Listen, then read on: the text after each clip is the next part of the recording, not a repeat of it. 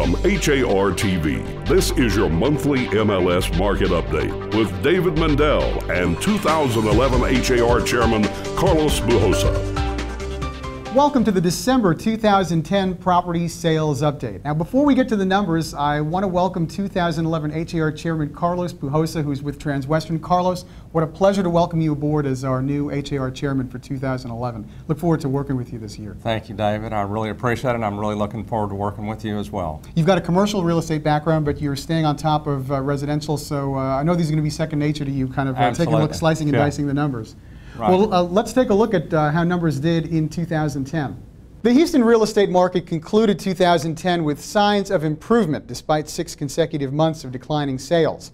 Prices of single-family homes continued their upward march in December, while sales volume sustained the smallest reduction since the declines began last July when the tax credit expired. The average price achieved an all-time high for a December in Houston and the second highest level for all of 2010. Looking back at full year 2010, the market ended with strengthened pricing compared to full year 2009 and saw declines of 5.7% in single-family home sales and 4.6% in total property sales. On a year-to-date basis, the average price climbed 4.0% to $211,765. Carlos, we're often asked to make predictions about the real estate market going into a new year. Now, we just came off a lot of positive indicators in December. Is it still a little bit too soon to gauge what 2011 may hold for us? Yeah, David, I think it's still a little too early, but we did see some positive signs toward the end of the year. There are several reasons that we should be optimistic. One of them is that holiday sales were much higher than expected.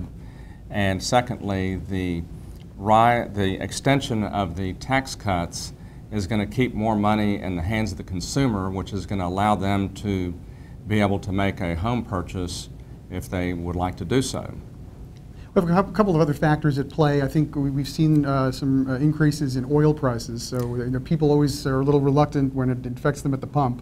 That's right. And I think also we're always mindful of unemployment and the sort of the looming threat of possibly losing a job. Sometimes people, even if they're secure in a job one day, they worry about what's going to happen the next day. Are these factors that we need to kind of observe as well? I think that's definitely on the side of caution. Those are some things that we need to be mindful of.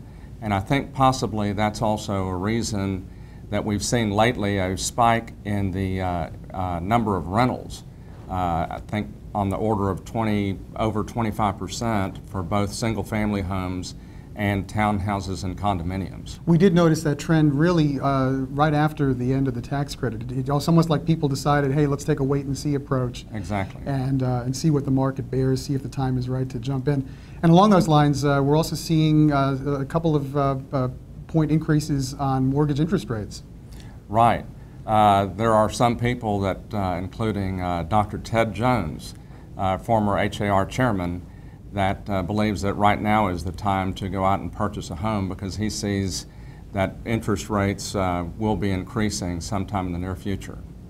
December single-family home sales totaled 4,301 units, a decline of 3.9% compared to December 2009, and a vast improvement from November's 22% drop. At $221,613, the average price of a single-family home reached the second highest level of 2010 and was an all-time high for a December in Houston. At $157,500, the median price of a single-family home also achieved an all-time high for a December. Townhome condominium sales totaled 386 units in December, down 9.4% versus December 2009. That's an improvement from a nearly 43% year-over-year decline in October and a 37% drop in November. And Carlos, it's probably worth mentioning in terms of a national perspective, Houston's doing pretty well on months inventory compared to the rest of the country. That's right, David. Although we had a slight increase in the months of inventory in the Houston area, at 7.2 months, we're still much better than the national average of 9.5 months of supply. And one thing people sometimes confuse months inventory. We're not talking about how long your house is going to be sitting on the market. We're really talking about how long it takes to deplete that full supply of available housing.